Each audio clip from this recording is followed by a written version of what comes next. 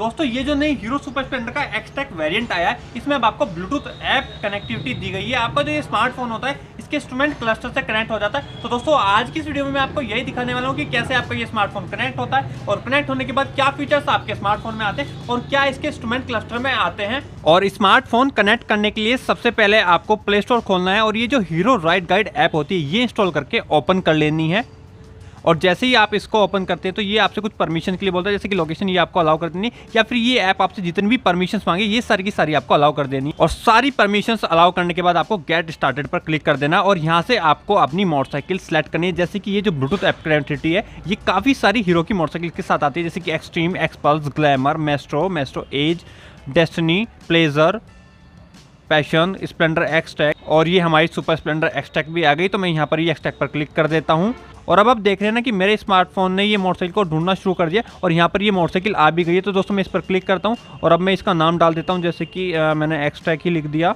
अब ये मैं 7 क्लिक पर क्लिक कर देता हूँ और इतना करने के बाद स्मार्ट मोड परमिशन के लिए आया तो मैंने इसको ओके कर दिया। और अब इस ऐप ने मेरे स्मार्टफोन की सेटिंग्स खोली है और ये कह रहा है कि आपको डू नॉट डिस्टर्ब की परमिशन ये अपनी ऐप को देनी होगी, जैसे कि ये हीरो राइड गाइड ऐप आ गई। अब मैं इसको ये परमिशन दे देता हूँ यहाँ से। तो दोस्तों ये परमिशन आपको भी दे देनी है।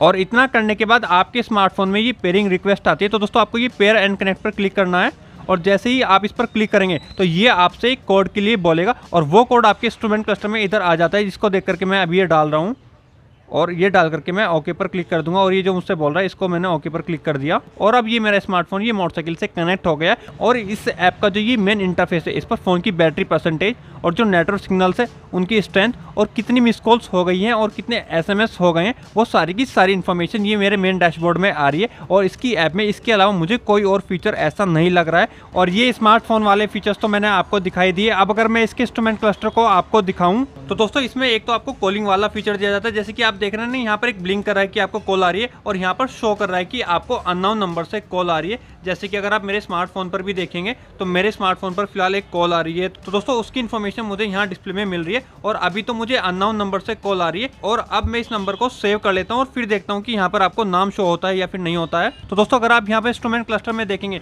तो जिस नाम से मेरे स्मार्टफोन में ये नंबर सेव है वही नाम मुझे यहाँ पर शो हो रहा है। और अब जैसे कि कॉल डिस्कनेक्ट हो गई है तो दोस्तों यहाँ पर आप देखेंगे कि मिस कॉल का आइकन परमानेंटली बना आ गया है, जो कि मुझे इंडिकेट कर रहा है कि भैया मेरे स्मार्टफोन में किसी की मिस कॉल हो गई है। और उसके साथ साथ जैसे कि अगर आप मेरे स्मार्टफोन के डैशबोर्ड में देखेंगे तो 2 मैसेजेस भी हो गए। तो दोस्तों वो मैसेज वाली इन्फॉर्मेशन भी मेरी ये डिस्प्ले में आ रही है। और इसके इंस्ट्रूमेंट क्लस्टर में ये जो आपको कॉल अलर्ट्स और जो ये आपको टेक्स्ट मैसेज के अलर्ट्स मिल जाती है, बस एक यही फीचर मुझे लग रहा है जो कि आपके काम का आपको दिया गया है। और मेरे हिसाब से अगर इसके इंस्ट्रूमेंट क्लस्टर में आपको टर्न बाय टर्न नेविगेशन जैसे फीचर्स भी दिए जाते तो वो और थोड़ा सा ज़्यादा बेहतर रहता। और बाकी आपके इस पर क्या विचार है, आप ये मोटरसाइकिल को अच्छे से कनेक्ट कर पाए हैं या फिर नहीं कर पाए, वो सब आप मुझे कमेंट में ज़रूर बताइएगा। और बस आज की इस वीडियो में इतना ही और मैं मिलता हूँ आपसे अपनी अगली वीडियो में।